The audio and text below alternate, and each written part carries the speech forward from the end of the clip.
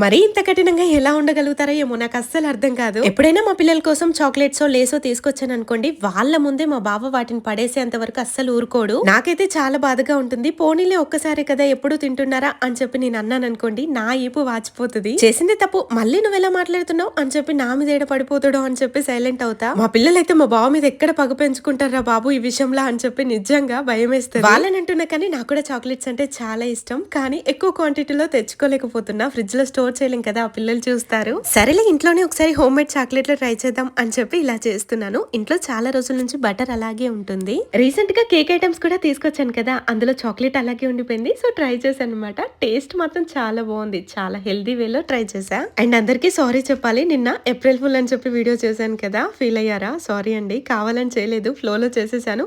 తర్వాత అయ్యో ఎందుకని చేశాను రా అని చెప్పి అనిపించింది. ఇక చాక్లెట్స్ అయితే కాసేపు ఫ్రిడ్జ్ లో ఉంచి తీసాను. చూడండి ఎంత బాగున్నాయో. నచ్చితే చిన్న లైక్ ఇవ్వచ్చు కదా. Thank you.